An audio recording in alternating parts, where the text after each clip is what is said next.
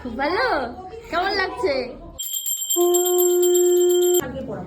সরস্বতী পুজোর এই ক্লিপটা দেখে নিশ্চয়ই বুঝে গেছো যে এটা সরস্বতী পুজোর দিনেরই ভিডিও। আর সেদিন আমার পুজোর পাশাপাশি দুটো কিউট ক্লায়েন্ট এসে গেছিলো আমার কাছে সাজার জন্যে।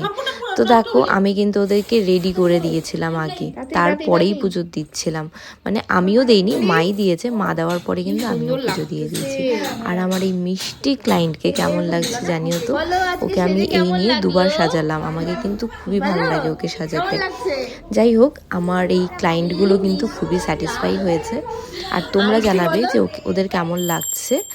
আর এদিকে আমার মা পুজোতে বসে গেছে, যেহেতু আমার আবার আরেকজন চলে এসেছিলো, তো তাকেও আমি রেডি করে দিলাম। সেজন্যই মা পুজো দিয়ে দিল। আর দেখো আমার এই মিষ্টি আরেকজন ক্লায়েন্টকে কেমন লাগছে জানিও। ওদের তিনজনকে আমি পাটানি পরিয়েছিলাম, রাজবংশীদের ট্র্যাডিশনাল ড্রেস। আর এদিকে দেখো আমার ভাইয়ের বার্থডে বলে কথা, সেদিন ছিল ফেব্রুয়ারির 2 তারিখ।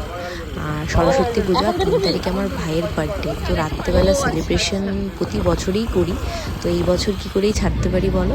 তো সেই জন্য আমরা রেডি হয়ে, যেহেতু সরস্বতী পুজো, আমরা একটু রেডি হয়ে বেরিয়ে গেলাম ঘুরতে, প্লাস হচ্ছে কেক আনতে, একটু রিফ্রেশ হতে আর কি। যাই হোক, আমার ভাই তো কেক নিতে দিল না, শেষমেশ এই কেকটা নিয়ে চলে গেলাম। এটা দিয়ে এখন আমরা রাতে সেলিব্রেশন করব। নেক্সট পার্টের জন্য ওয়েট করতে থাকো। ভিডিওটা কেমন লাগলো অবশ্যই জানিও কিন্তু।